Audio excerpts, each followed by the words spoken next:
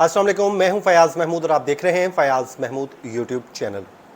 बात करेंगे सबसे पहले आज की सबसे बड़ी खबर की, और वो खबर ये है कि आज आपको पता है फैसल वावड़ा केस की समाअत थी, लेकिन फैसल वावड़ा केस की समाअत पीछे रह गई, बल्कि चीफ जस्टिस का एक जुमला वो आज की पूरी अदालती कार्रवाई पे मैं समझता हूं कि भारी है, क्योंकि उसने मुस्तकबिल का एक वो पता दिया है कि वो क्या सोच रहे हैं, क्योंकि एक्सटेंशन से मुतालिक बातें चल रही हैं और आज उनके एक रिमार्क्स ने सूरत हाल को बड़ा क्लियर कर दिया है, पिक्चर जो है बड़ी वाजे कर दी है। उसके अलावा आज वो आपने सुना होगा, एक फूड पॉइंट है लाहौर में जिसमें एक जिला फूड पॉइंट है, और वो वहाँ पर एक लड़का नौजवान जो व्लॉगर है वो अक्सर एक जुमला बोला करता है, और जिलिया इनिया मोहब्बतां ना पा ना पा ना पा। आज वो मोहब्बतें जो हैं सुप्रीम कोर्ट में हमने देखी हैं, और वो कौन सी मोहब्बतें थी वो भी आपको बताएंगे, और साथ ही साथ अदालती रिपोर्टिंग पर जो पाबंदी लगाई रखी है पैमरा की जानिब से, उस पर भी आज दो बड़ी अहम डेवलपमेंट सामने आई हैं, वो भी आज आपके सामने रख देते हैं। और इसके अलावा मुजीबुर रहमान जो है के हवाले से जो ट्वीट किया था इमरान खान साहब ने, और उसके बाद एक तनाज़ा खड़ा हुआ था, आज उस पर पीटीआई के लिए अचानक एक बड़ा हुक्मनामा सामने आ गया है। वो क्या है, वो सब कुछ आज इस वीलॉग में आपके सामने रख देते हैं। सबसे पहले जी, आज चीफ जस्टिस पाकिस्तान की सरबराही में 3 रुकनी जो बेंच है उसने केस की समाअत की, जिसमें फैसल वावड़ा और मुस्तफ़ा कमाल साहब तौहीन अदालत केस में आज सुप्रीम कोर्ट ऑफ पाकिस्तान में पेश हुए। और हैरान कुन तौर पे वहाँ पर जो पार्लियामेंटेरियंस की एक बहुत बड़ी तादाद मौजूद थी, तकरीबन 36 के करीब पार्लियामेंटेरियंस वहाँ पर आए थे, और वो इनसे इजहार यकजहती, यानी कि इतनी मोहब्बतें निछावर की गई और ख़ूबसूरती से वहाँ पर वो उन्होंने मोहब्बत, तो मुझे वो कहते हैं जुमला याद आ गया, जीले वाला जब वो चने बना रहा होता है तो उसमें जो वो देसी घी डालता है, तो उसमें वो पीछे से व्लॉगर आवाज़ें लगा रहा होता है कि जिला एनिया मोहब्बता ना पा। आज वाकई मान गया हूँ जी फैसल वावड़ा साहब के उनकी के लिए दिलों में मोहब्बतें कितनी ज़्यादा हैं, और पार्लियामेंटेरियंस आज उनके लिए तौहीन अदालत केस में उनके पास साथ आके बैठे रहे। ज़ाहिर है वो बोल तो सकते नहीं थे, लेकिन क्योंकि वो यकजहती उन्हीं के साथ करने ही आए थे। ये तो हो गया जनाब आज की जो सिचुएशन है, लेकिन आज की जो अदालती कार्रवाई थी वो बड़ी अहम थी, उस हवाले से बड़ी अहम थी क्योंकि उसमें बहुत अहम रिमार्क्स दिए हैं चीफ जस्टिस पाकिस्तान ने। उनमें सबसे जो इम्पोर्टेंट जो जुमला मुझे लगा वो बहुत अहम था, और वो क्या था, उस पर चीफ जस्टिस ने जब कहा कि रिमार्क्स जब उन्होंने दिए कि हमने कभी कहा कि फ़लाँ सेनेटर ने इतने दिन इजलास में शिरकत क्यों नहीं की, क्योंकि वो बात कर रहे थे कि जी आपने कोई बात करनी थी तो ऐवान में कर लेते, कोई तहफ़्फ़ुज़ होता, आप हमारे सामने आके कर जाते, आपने टीवी चैनल्स के ऊपर बैठ के जो है पूरी प्रेस कॉन्फ्रेंस कर डाली, और फिर 34 टेलीविजन्स ने उसको नशर भी कर दिया। तो उस पर उन्होंने फिर कहा कि कभी हमने ये कहा कि फ़लाँ को पार्लियामेंट ने तौसी दे दी। ये जुमला बड़ा अहम था। उसकी वजह क्या थी? उसकी वजह ये थी कि देखें पिछले कुछ दिनों से एक बहस चल रही है मुल्क भर में, ख़ासकर जो जुडिशरी है उसमें, कि शायद हुकूमत जो है वो चीफ जस्टिस पाकिस्तान को एक्सटेंशन देना चाहती है, या फिर उसके लिए कोई बिल लाया जाएगा, उसमें कोई तरमीम की जाएगी, उसमें एज की जो है वो हद जो है बढ़ा दी जाएगी, उसमें आज खुद ही फिर उनको जो है तौसी मिल जाएगी।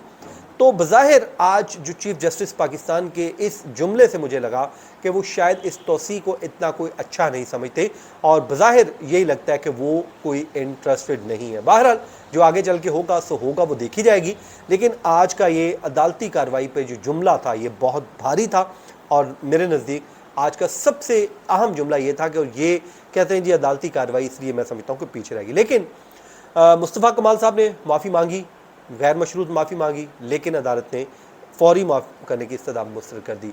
लेकिन जो है फैसल वावड़ा साहब, उन्होंने मोहलत मांगी है कि उस पर वो जवाब दोबारा जमा करवाएं।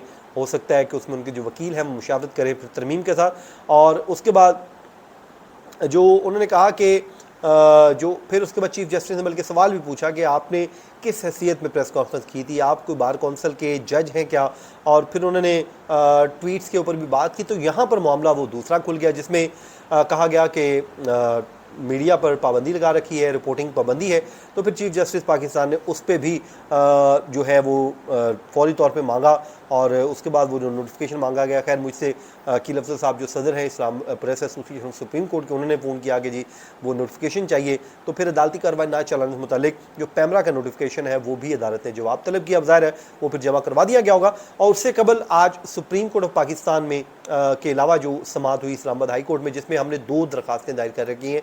एक तो Islamabad high court journalist association और press association of supreme court, इनकी एक मुश्तरका दरखास्त है। उसके अलावा एक PFUJ की दरखास्त भी है। तो आज उसकी समाअत थी चीफ जस्टिस आमिर फारूक साहब की अदालत में। तो उन्होंने समाअत की, तो अदालत ने सबसे पहले पैमरा से पूछा कि जी आपने जवाब जमा करवा दिया है, तो उन्होंने बताया जी हमने जवाब जमा करवा दिया है। फिर अदालत ने हदायत की कि वो जवाब की कॉपी हमें भी फराहम कर दी जाए। उसके बाद जनाब बैरिस्टर उमर इजाज़ गिलानी साहब हमारी तरफ से पेश हुए थे और साथ ही साथ Islamabad high court bar association के सदर रियासत अली आज़ाद साहब, जो बड़े ज़बरदस्त आदमी हैं, हमेशा जर्नलिस्ट बरदरी के साथ खड़े होते हैं। ये उनका एक बड़ापन है कि उन्होंने हमेशा लब्बैक कहा, हमने जब भी उनको फ़ोन किया वो हमेशा हमारे साथ आके खड़े हो जाते हैं। इसी तरह उमर इजाज़ गिलानी साहब भी, वो भी इसको कॉज समझ कर चल रहे हैं, क्योंकि वो भी ये समझते हैं कि ये बुनियादी हुकूक़ की खिलाफ वर्जी की गई है पैमरा की जानब से। उसके बाद जनाब अदालत ने additional attorney general Munawwar Iqbal Duggal साहब से इस्तफसार किया कि क्या इस मामले से हुकूमत का, वफाकी हुकूमत का कोई ताल्लुक है। तो उन्होंने कहा जी वफाकी हुकूमत का इस मामले से कोई ताल्लुक नहीं है, ये पैमरा का ताल्लुक है। फिर अदालत ने बड़े वाज़े अंदाज में क्लियर कर दिया कि जनाब अदालती रिपोर्टिंग पर कोई पाबंदी नहीं है, और अदालत ने यह भी कहा कि मीडिया रिपोर्ट कर सकता है, लेकिन साथ ही उन्होंने कहा कि ज़िम्मेदाराना रिपोर्टिंग होनी चाहिए, सनसनी नहीं होनी चाहिए टिकर्स में। बल्कि उन्होंने एक मिसाल भी दी कि जैसे हम कभी कोई रिमार्क्स देते हैं या कोई बात होती है तो टिकर चल जाता है जी अदालत ने फ़लाँ शख्स पर जो है वो बरहमी का इजहार कर दिया, तो ये वो चीज़ दुरुस्त नहीं है। तो बहरहाल जी अदालत ने कहा कि कोई पाबंदी नहीं है, तो जिसके बाद हम ये समझते हैं कि हमारे ऊपर जो पाबंदी है वो अब ख़त्म हो चुकी है। लेकिन ज़ाहिर है अभी हतमी फैसला आना है, तो उसके लिए 11 जून की तारीख मुकर्रर कर दी। दूसरा जी जो इमरान खान साहब ने एक ट्वीट कर दिया था और उसके बाद से वो तनाज़ा हुआ, उसमें रऊफ़ हसन और बैरिस्टर जो है उनके चेयरमैन पाकिस्तान तहरीक इंसाफ बैरिस्टर गौहर, उनको नोटिस जारी हुए थे। तो आज उन्होंने इस्लामाबाद हाई कोर्ट से रुजू कर रखा था, तो आज उनकी दरख्वास्त ज़ेर समाअत थी, तो उस पर जस्टिस मोहसिन अख्तर कियानी साहब ने समाअत की है। और ये रजिस्ट्रार ऑफिस के एतराज़ के साथ थी। एतराज़ ये था कि आपने कंप्लेंट और भी साथ ही चैलेंज कर दी, और साथ ही आपने नोटिस को भी जो है वो चैलेंज किया जो आपने तलबी के नोटिस हैं। तो अदालत ने वो बहरहाल जी वो उनका जो एतराज़ है उसको रिमूव किया। फिर कहा जी इस पर नंबर लगा देंगे और नंबर लगा के हम इस पर कोई ऑर्डर जारी कर देंगे। बाद में दायरा अदालत ने इस पर ऑर्डर जारी कर दिया है और बड़ा रिलीफ दिया है कि तादीबी कार्रवाई से FIA को रोक दिया है। FIA से जवाब मांगा है 25 जून तक, और हदायत की है रऊफ़ हसन और उसके अलावा जो है बैरिस्टर गौहर, इन्हें कि आप जाएं और जाकर FIA को अपना बयान कलमबंद करवाएं। और इतला ये है कि वो अपना बयान भी कलमबंद करवा चुके हैं। तो नाज़रीन ये था आज का हमारा छोटा सा वीलॉग। अपनी दुआ में याद रखिए, अपना फीडबैक देना मत भूलिए। मुझे दीजिए इजाज़त, अल्लाह निगहबान।